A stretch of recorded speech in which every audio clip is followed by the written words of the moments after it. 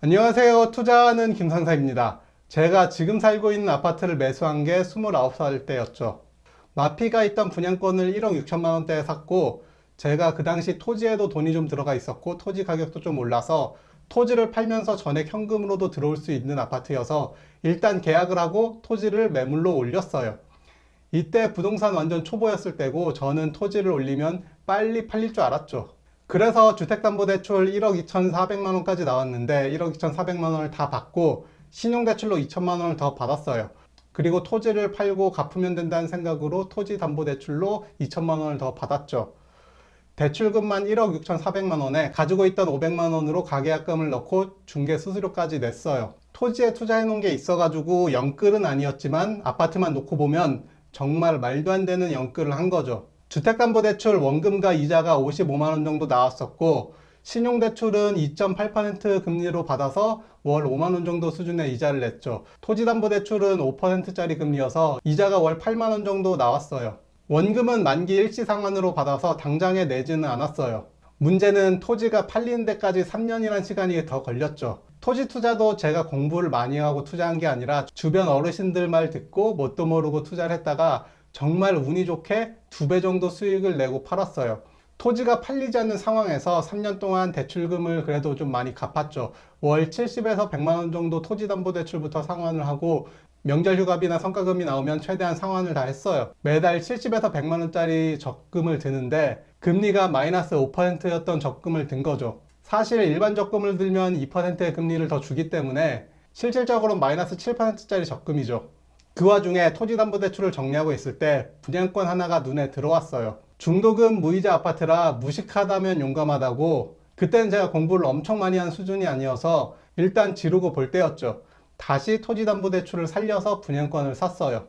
정말 운이 좋게 잘 풀려서 다행이지 지금 생각하면 토지가 끝까지 안 팔릴 수도 있고 두 번째 분양권이 입주장 때 분위기가 좋지 못했다면 전세도 못 맞추고 계약금을 포기하고 날릴 수준이었죠.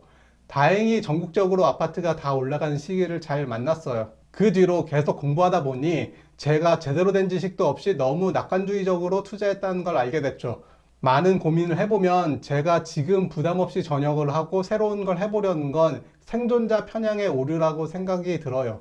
제가 했던 방법을 2021년도에 동일하게 시도했으면 인생이 나락을 가 있겠죠. 그런데 또 생각해보면 성공해서 자산을 많이 불린 사람들은 초반에 이런 과정을 다 겪었다는 공통점도 있어요. 성공한 사람들과 실패했던 사람들의 차이가 단순히 시기를 잘못 만난 운뿐이었을까요? 2018년도부터 2022년은 부동산 규제가 계속되면서 부정적인 여론들이 많이 형성됐었죠. 그리고 2020년부터 2021년은 코인, 주식, 부동산 모두가 열풍이라 분위기에 휩쓸려서 마구 샀던 시기예요.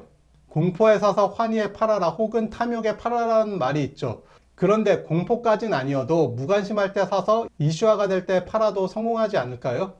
저는 올해도 미분양이 많은 지역의 대장급 아파트, 그것도 로얄동 로얄층을 가서 계약을 했죠. 대구도 올해 전반기까지 분위기가 정말 안 좋고 고점 대비 많이 하락을 해 있지만 올해 전반기 기준으로 보면 지금까지 소폭 상승을 했어요. 참는 자에게 복이 있다고 공포나 무관심에 사서 참고 있으면 수익률로 돌아올 거란 생각을 해요. 벼락가지가 될까봐 무리해서 사지 않고 참으면 떨어질 때 싸게 살 수 있는 시기가 오겠죠. 테슬라도 천슬라가 막 넘어가고 이슈가 됐을 때 참고 기다렸던 분들은 최근 저점에 매수할 기회를 얻을 수도 있었고, 요즘 에코프로도 같은 길을 가지 않을까라는 생각을 좀 해요. 2차 전지주에 아무 관심이 없을 때 미리 들어가셨던 분들은 돈을 많이 벌고 나왔지만 정말 이슈화가 돼서 들어가셨던 분들은 많이 물려 계시죠. 마지막으로 제가 1억 6천대 산 이 아파트가 3억을 넘겼다가 2억까지 내려왔다가 지금은 2억 중반대 가격을 형성하고 있어요. 그리고 제가 미국 주식, 특히 엔비디아를 중심으로 2021년 5월에 투자를 시작했어요. 그리고 12월까지 수익률이 100%에 달했죠. 하지만 2022년에 이 100%의 수익률이 마이너스로 돌아섰어요. 그리고 올해 다시 200%까지 올라왔죠. 여기서도 느낀 게 하락을 경험해봐야 제대로 된 지식과 원칙을 만들 수 있다고 생각해요. 상승할 때야 모든 걸 다 이해하고 엄청난 부자가 된다고 느끼지만 하락이 길어지면 자만했다는 반성을 하면서 더 많은 걸 배우고 제대로 된 원칙이 생겨요. 투자했는데 하락했다고 실망만 하지 마시고 그 안에서 귀중한 경험을 얻어서 다음 투자에 적용하면 돼요. 여기까지 시청해주셔서 감사합니다.